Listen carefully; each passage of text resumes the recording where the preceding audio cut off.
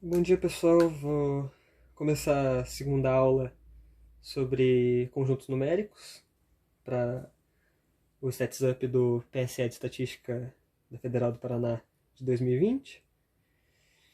Dessa vez a gente vai ver como a gente pode manipular, comparar e trabalhar com conjuntos numéricos que a gente já aprendeu a fazer na aula passada. Então, por exemplo, temos aqui vamos construir um conjunto A1, que vai ser o número 1, 2, 3 e 4. O conjunto A2, que é o conjunto 3, 4, 5, 6. Conjunto A3,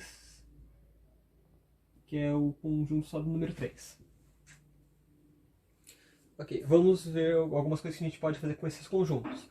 Por exemplo, a gente sabe que A1 é diferente de A2, porque nem todos os elementos presentes em A1 estão presentes em A2, assim como nem todos os elementos presentes em A2 estão presentes em A1. Ou seja, elas não são conjuntos iguais. Um conjunto igual seria, por exemplo, o conjunto 1, 2 é igual ao conjunto 1, 2, que é igual ao conjunto 2, 1.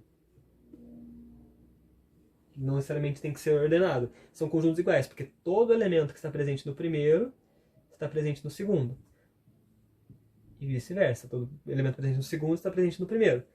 Eles, por exemplo, não são iguais ao conjunto 1, 2, 3. Todo conjunto no primeiro está no segundo. Ó, 1 está aqui e o 2 está aqui. Mas o 3 não está presente nesse daqui, ou seja, eles não são iguais. Então a gente denota a igualdade por um conjunto é igual a todo conjunto que contém os mesmos elementos que ele. A gente pode ver que A1 não está contido em A2, assim como A2 não está contido em A1. O que é estar contido? Todo elemento de um conjunto que está contido em outro está presente no segundo. Porém, nem todo do segundo tem que estar presente no primeiro. Por exemplo, A3 está contido em A1. Ou seja, o A1, que é o que a gente já denotou. 1, 2, 3 e 4. E o A3, que é só o número 3, veja, todos os elementos do conjunto A3 estão no A1, ou seja, o 3 está aqui. Porém, nem todos os elementos de A1 estão em A3, mas isso é ok, porque a gente está dizendo que o A3 está contido, ou seja, o A1, representar aqui por um diagrama de Venn, esse daqui é A1, que aqui tem os números 1, 2, 3 e 4. E aqui é o A3. A3 está contido, ou seja, A3 está dentro de A1, mas não necessariamente A1 não está contido dentro de A3. A gente denota assim, e em diagrama de Venn acho que fica até mais fácil para visualizar quando um conjunto está dentro de outro. O que mais a gente pode fazer? A gente pode trabalhar com interseções. O que são interseções? A gente vai ver, por exemplo, que existe uma interseção entre A1 e A2. A1, interseção A2. A interseção é quais são os elementos que são comuns, ou seja, estão tanto em A1 quanto em A2. Vamos ver aqui os dois conjuntos. 1, 2, 3 e 4. Aqui, 3, 4, 5 e 6. Quais elementos estão tanto neste quanto nesse? 3 e o 4. Ou seja, a interseção destes dois conjuntos nos dá um terceiro conjunto que será o 3 e o 4.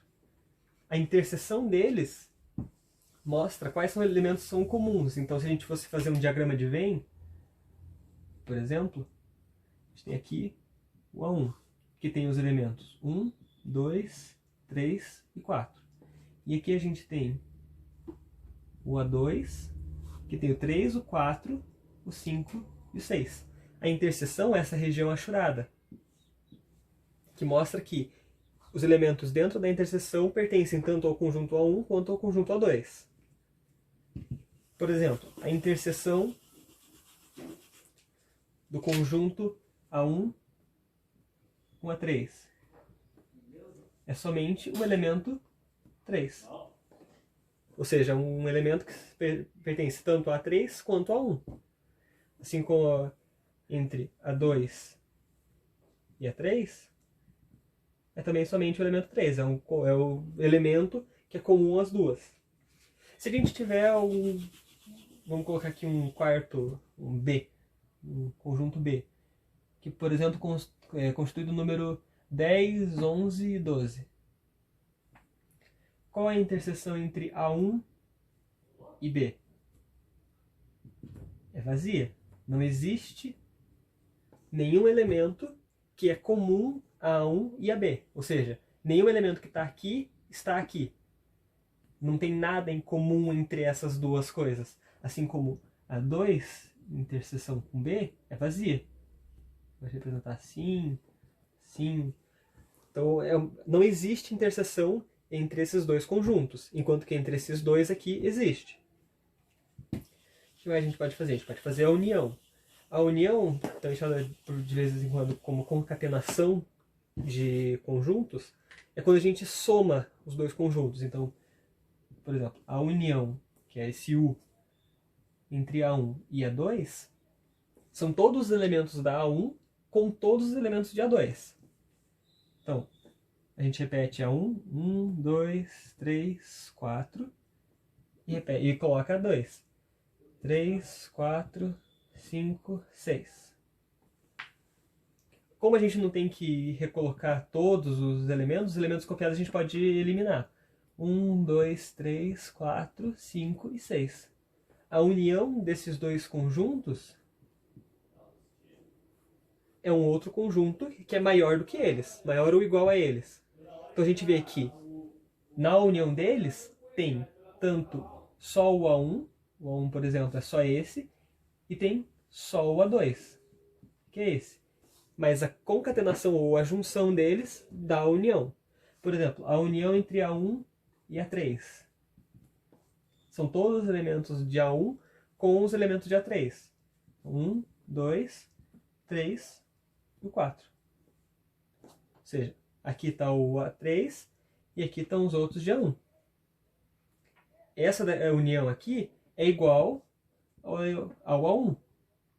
Mas isso é só porque o A3 está contido em A1. Então, se a gente quiser, por exemplo, fazer agora a união de A1 com B. A1 união com B. São todos os elementos de A1 com todos os elementos de B. 1, 2, 3, 4, 10, 11, 12. Este é o nosso conjunto.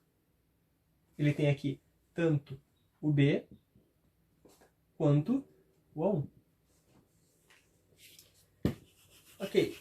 Tem alguma fórmula para sempre poder calcular a união, a interseção? Tem, e isso é uma coisa que a gente vai ver nas próximas aulas, porque a gente vai ter que estar um pouco mais adiantado no conteúdo.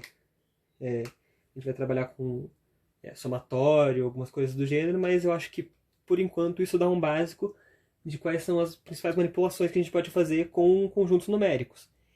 A igualdade, a contenção, um conjunto que contém outro, interseção e união. Esses são os principais cálculos que nós podemos fazer com as funções, com os conjuntos numéricos que a gente construiu.